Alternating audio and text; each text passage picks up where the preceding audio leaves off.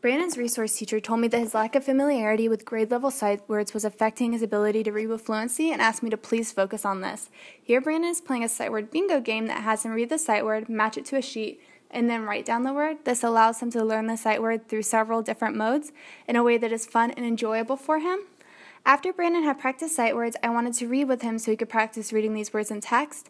Many books in the classroom have main characters that are white, suburban, middle-class families, and this is not relatable to all children, nor is it representative of the diverse ethnicities, family structures, and interests that represent today's classroom.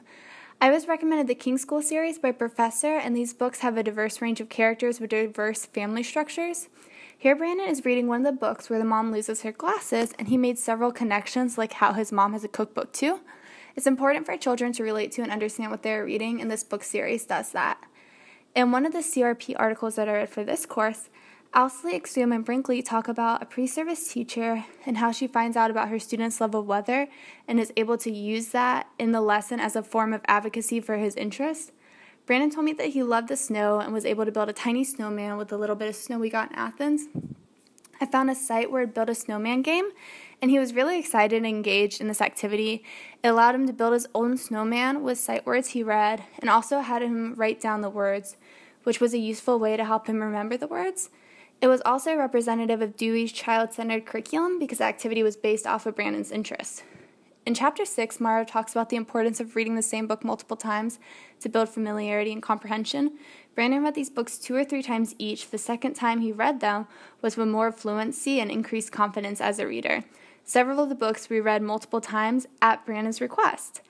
All my assessment with him was formative and mostly observation-based. Risco and Walker Dollhouse, in their article Making the Most of Assessment to Inform Instruction, suggest that classroom assessment should represent the multimodal ways students engage in literacy, both in and out of school. This is why I had varied activities. I wanted Brandon to be able to learn and express his knowledge through different modes.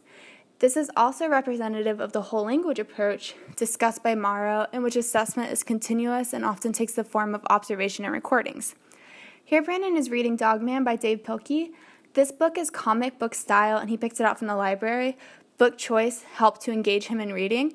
The first time he read it on his own. Here's the second time, and I'm having him go back and correct words that he misread and giving him tools and skills to use if he comes across a word that he does not know.